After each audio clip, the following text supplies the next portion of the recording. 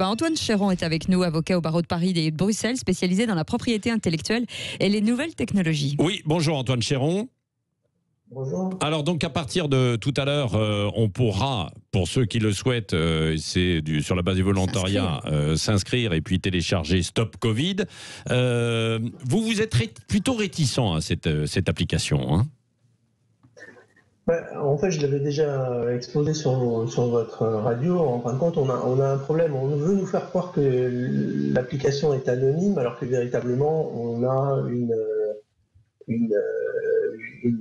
identification de la personne. Oui. C'est-à-dire ? En fin de compte, là, j'ai essayé de la télécharger ce matin. On vous propose d'insérer un numéro sanitaire. Oui. Et en fait, ce numéro vous est attribué par une autorité.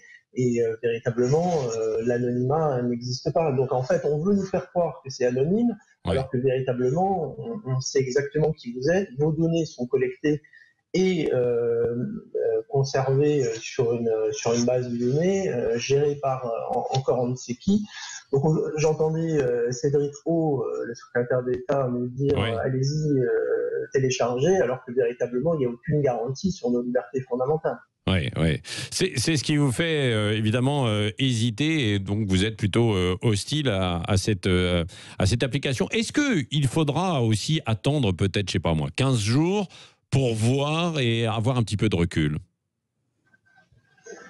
Non, je pense que cette application est une bonne initiative du gouvernement. On ne peut pas dire le contraire. On ne va pas être critique outre mesure. Par contre, véritablement, elle arrive un tout petit peu trop tard quand même, un peu comme les masques. Et ensuite, véritablement, elle présente quand même des difficultés d'application.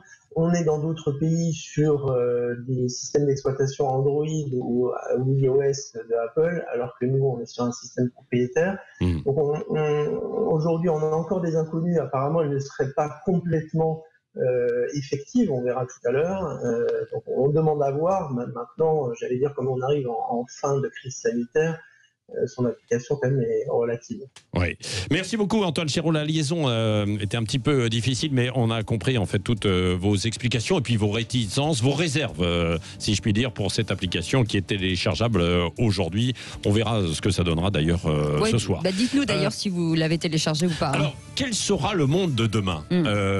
Comment va-t-on vivre avec l'ensemble en fait des menaces, des libertés qui sont réduites de plus en plus? Oui, c'est vrai. Nous allons voir ça avec Franz-Olivier Gisbert qui sera avec nous dans un instant. Ça se passe